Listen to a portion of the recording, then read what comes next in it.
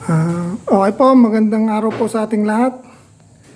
Ngayon po ay ating bubusisiin ng ating bagong billiard po, semi-junior. Bali, unahin po natin yung kanyang sukat. Ang kanya pong lapad ay nasa 42 inches po. At ang kanyang haba naman po ay 74 inches. Tapos meron naman po siyang taas na nasa 78 centimeter po. Kaya po. Bali ang kulay po ng ating tapete ay blue po siya. Tapos ang kanya pong frame ay black. Yung tapete naman po okay. Yung kanya pong frame naman ay okay din naman po. Bali, meron din po siyang kasamang dalawang tako.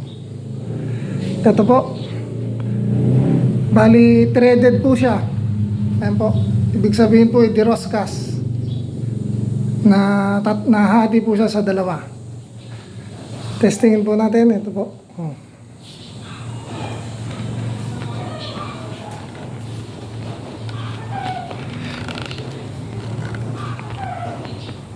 Sige, mamaya na lang po, medyo mahigpit.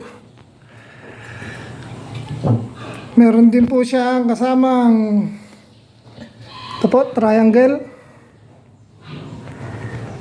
tisa, dosing tisa po ito.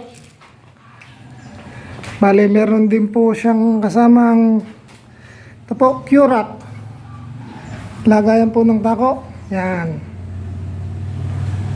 Saka ito po, lagayan din po ng bola.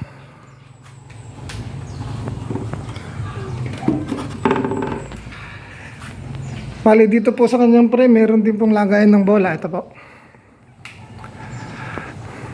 Ayan po. Bago po natin buksan yung ating pong bola, ikutin po muna natin. Yan. Ito po.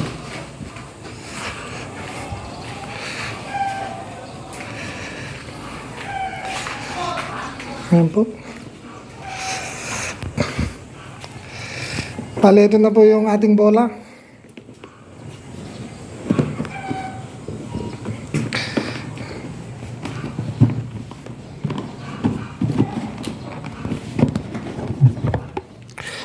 Ayan po. Bali, 1 to 15 pong bolas plus ang kanyang mother ball. Bali,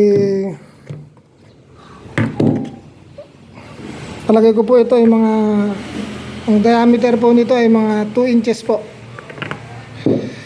2 inches. Or mahigit po ng konti. Bali, ayan po. Suma total po ay okay naman po siya. Bali, hanggang dito na lang po muna at susunod po ay testingin na natin. Maraming salamat po.